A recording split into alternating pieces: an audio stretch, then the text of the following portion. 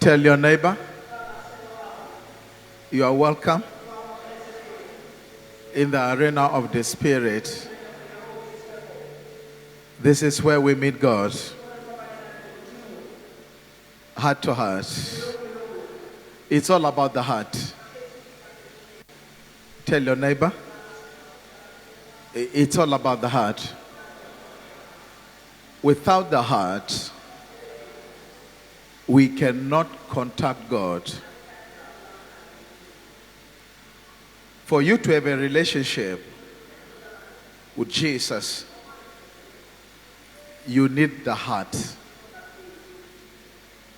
Do you have the heart? Is your heart in the right place? Have a conversation. Do you have the heart? Is your heart in the right place? That's what is important, because to have an organ that is pumping blood does not necessarily mean you have a heart. In the spiritual context, when we talk about heart, we're actually saying, do you have a divine spirit of God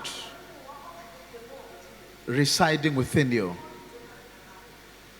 It is only with that heart that we shall hear God, understand God, even receive from Him. No man under the sun will ever receive from Jesus except if their heart is in the right place. No man will understand the language of heaven except if their heart has been circumcised. To hear God means your heart has been circumcised, set apart, prepared, anointed to understand Him and to function with Him. Do you function with God? Have a conversation with your neighbor. Do you function with Jesus? Or you are just a Christian because you read the letter? What kind of a Christian are you today?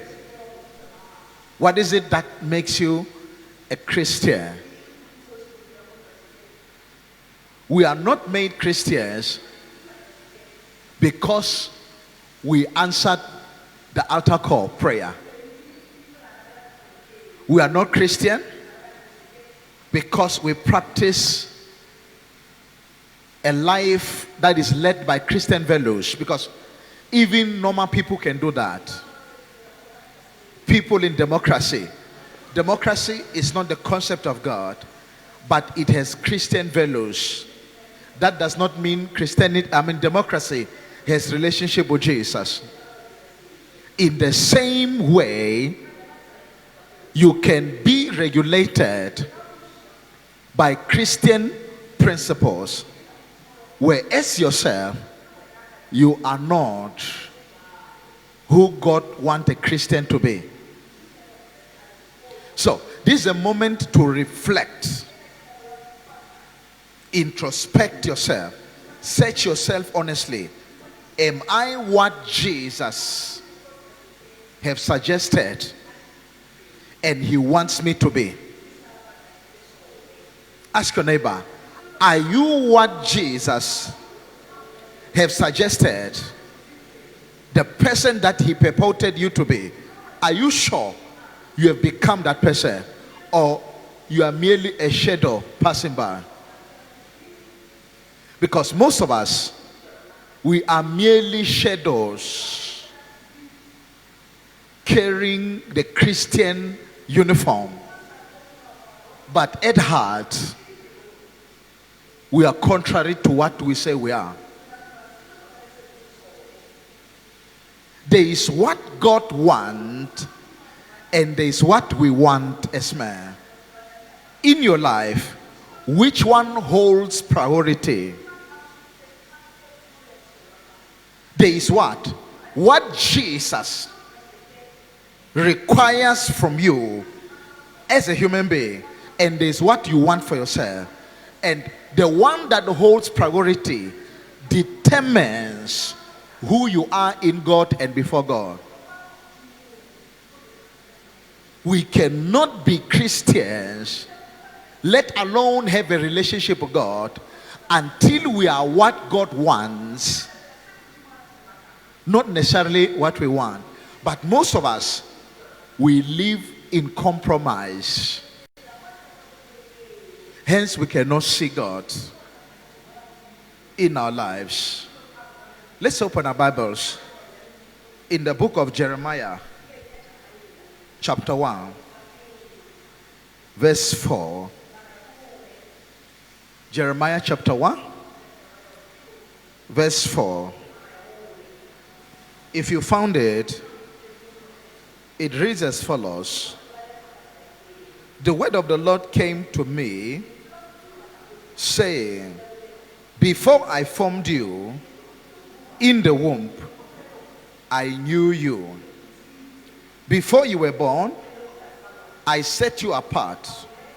I appointed you as a prophet to the nations. Let the people of God say amen. The title of our message, the journey ahead of us. The supreme order of God.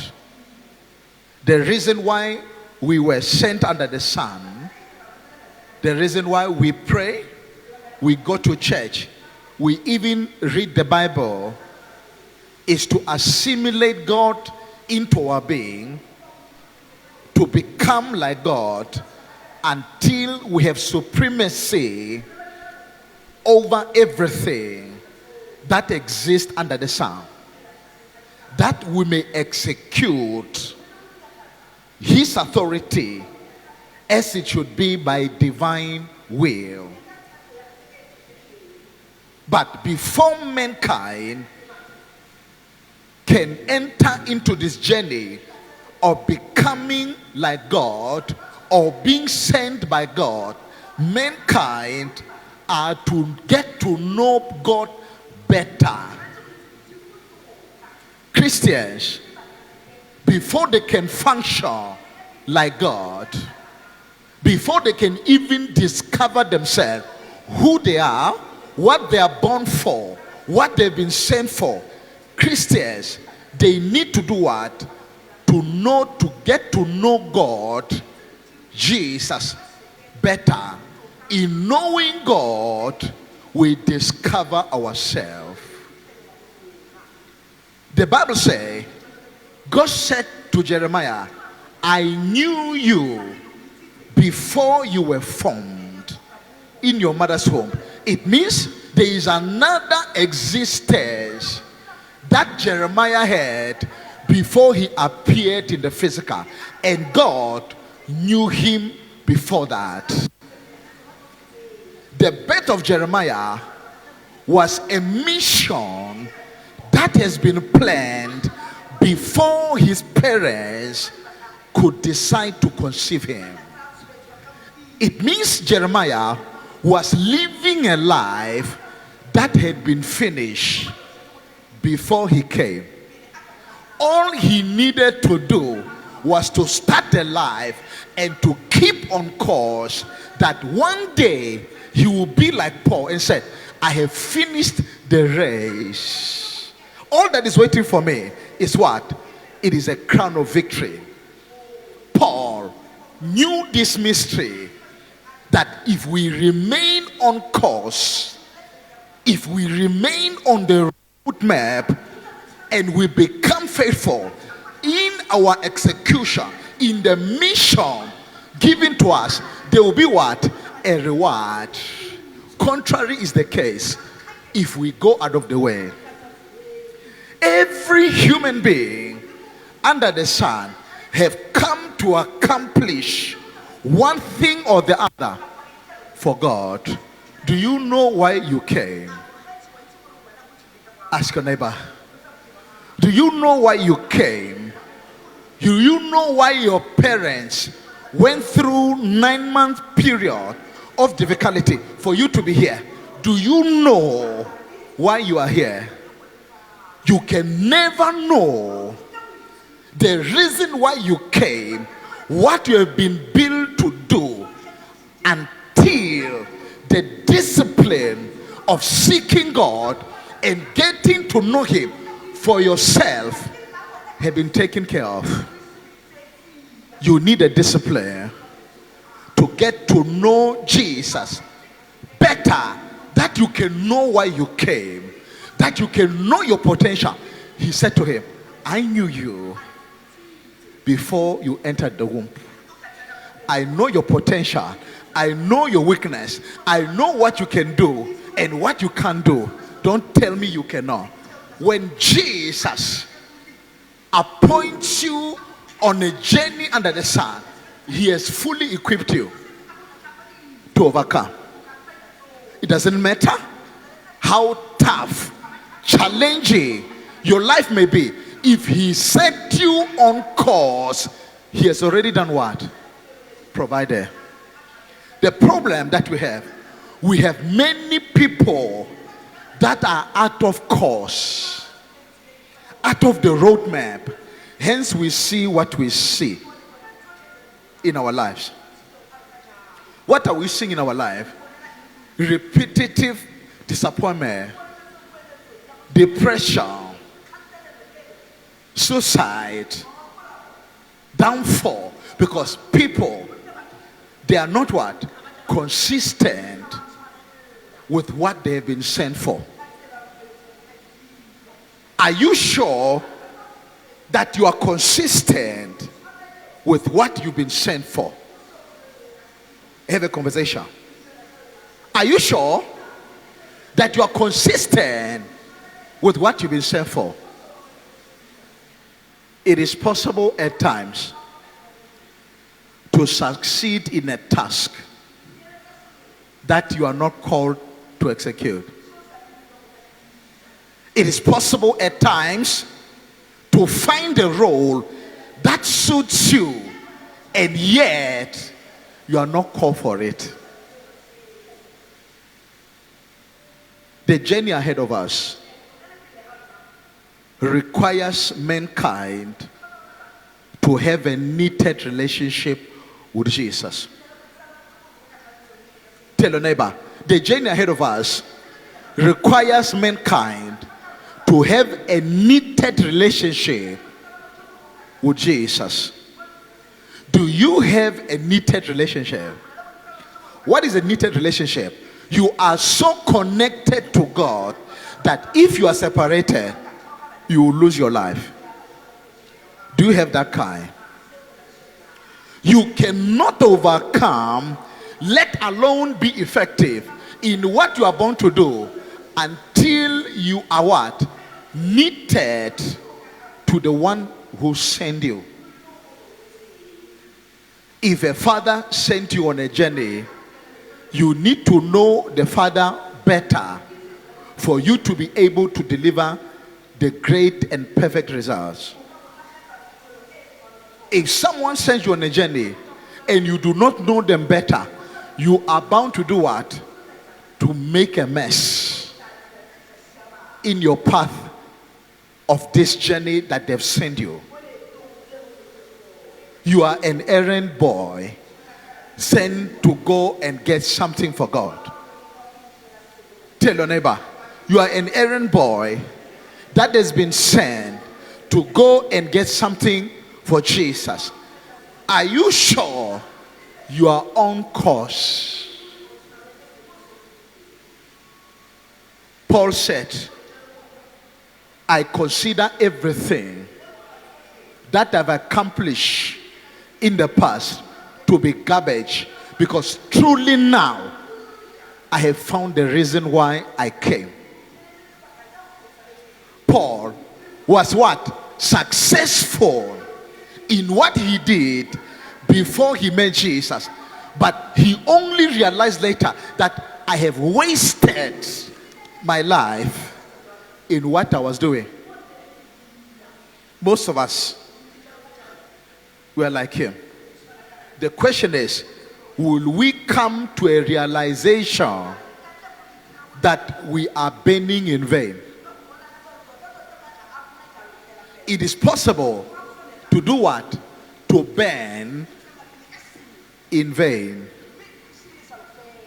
You know, if you take a candle, you light it, you put it under a basket, the candle is what? Burning in vain. It does not serve any use because its light does not make a difference. Going on a journey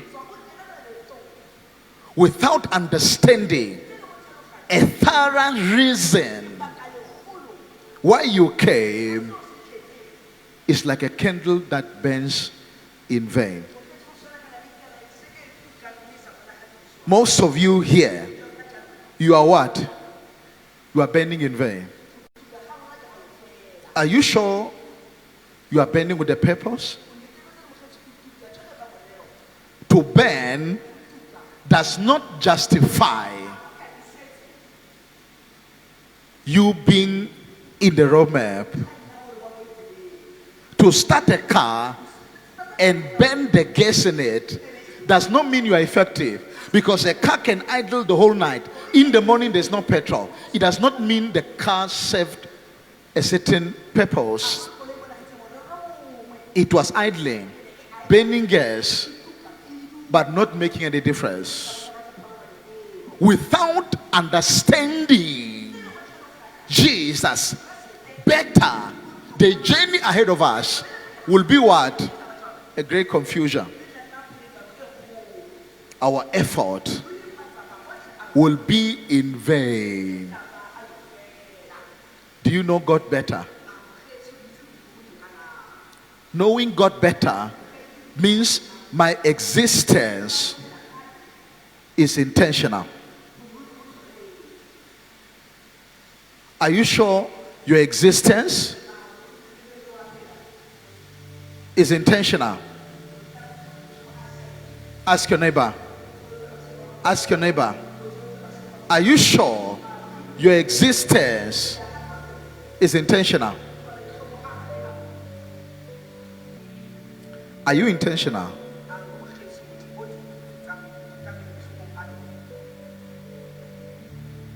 To serve God with intention means to be aware about my mission, the one who have sent me, and what is required of me. That's intentional living. When you seek God with intention to know Him, you meet yourself.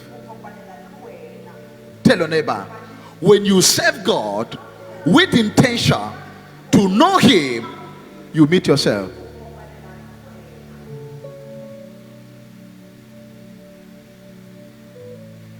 The closer you study Him,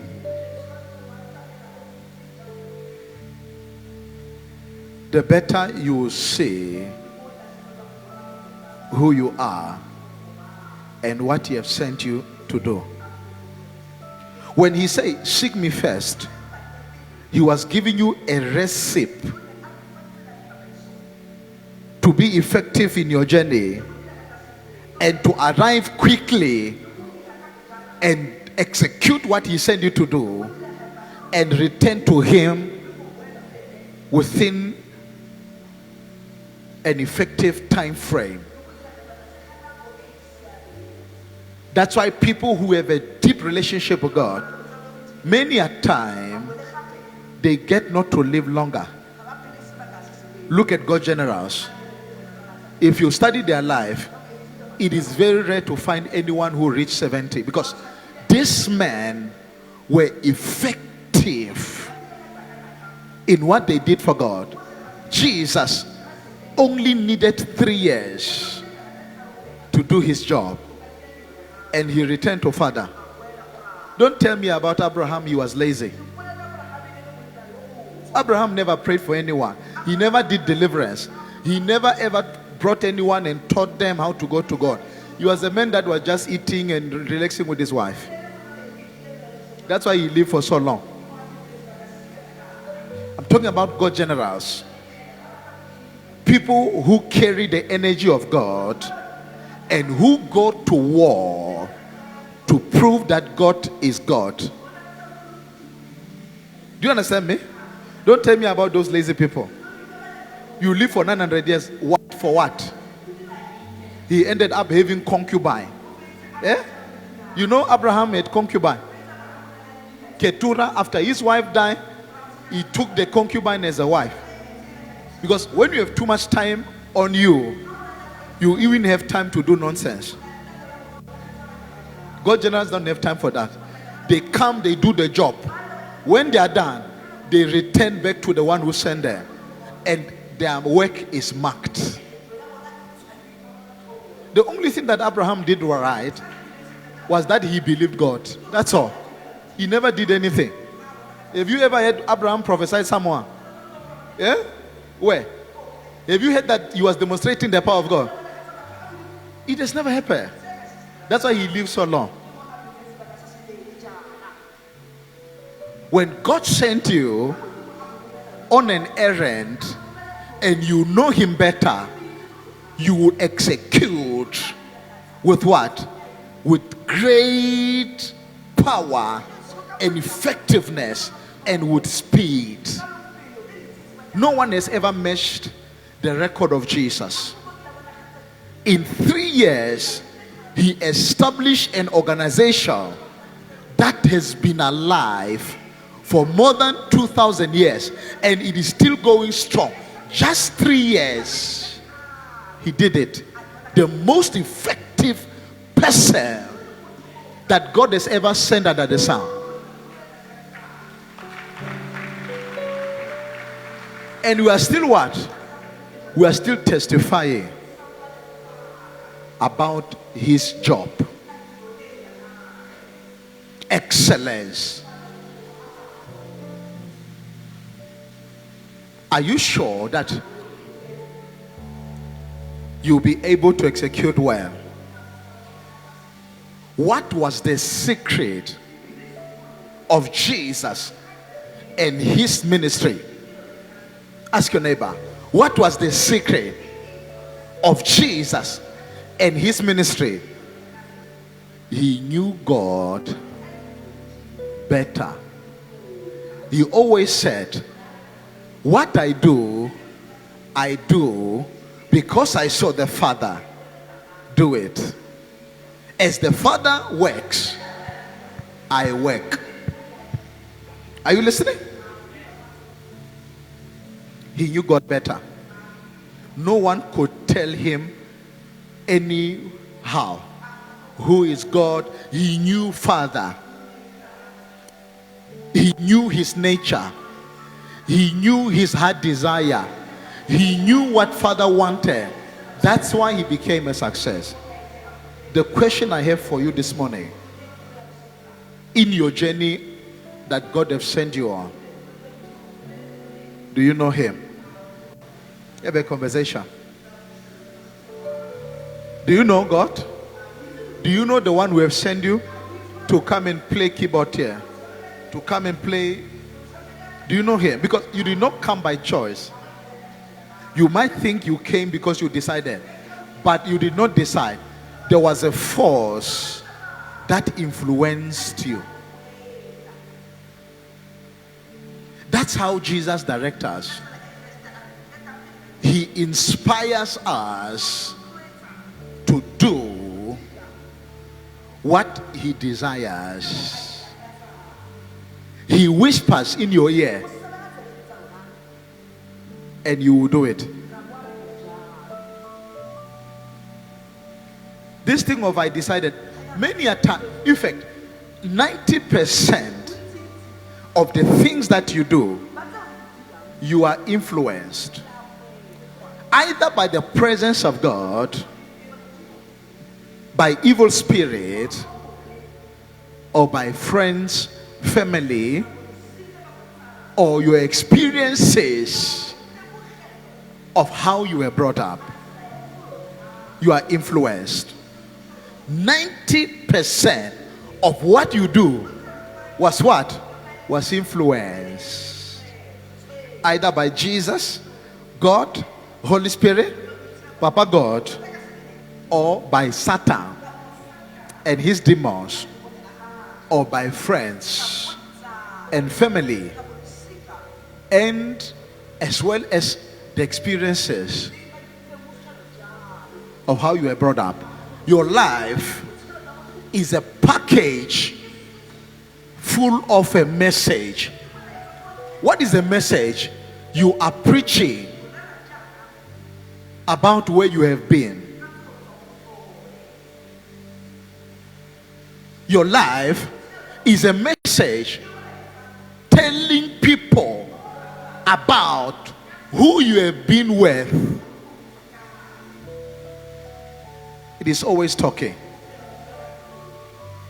That's why they said to Peter, when he tried to deny Jesus, they said he is one of them, because his life was telling people who he is, who he have been with. Peter had to end up swearing, so these people can say, no, we are mistaking this man for someone. Those people we know, they can't talk like this. That's why they said they left Peter, because he said, okay, let me switch. When he started swearing, he was giving them a different testimony, that he's been with the negative power. You are testifying every day. What are you saying to the world? Ask your neighbor, what are you saying to the world? Because every day you are testifying. There is a message that you are giving to people. What are you saying? What are you saying? Have a conversation with your neighbor. What are you saying? You are telling people every day who you've been with. When you talk, when you walk, how you think, how you relate with people. I just need to look at how you conduct yourself to know who you have been with.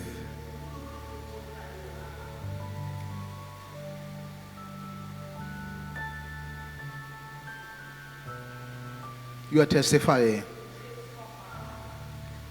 When you have fellowship with God, you will give the world a message that speaks about God.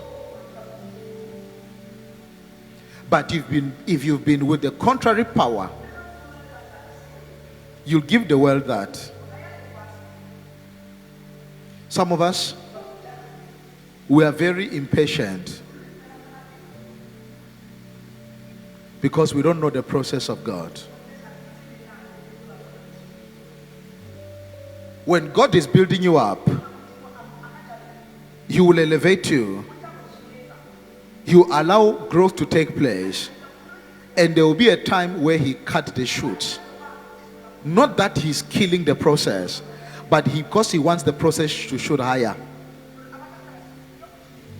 Consult a farmer, he will tell you, if you want the rose to become longer, you need to cut it a bit. Are you aware of that? You have to prune. Even any plant, for it to become taller, you have to prune it. In the trees that no man is taking care of, God uses nature to prune these trees. He will send winter to kill the branches, and He will send the wind to break some of the branches so that it can grow taller. Sometimes He sends a humbling situation, not because He's destroying you, but because He's readjusting you to be better than yesterday. To be better than yesterday, you need to die. to be better than yesterday, you need to be.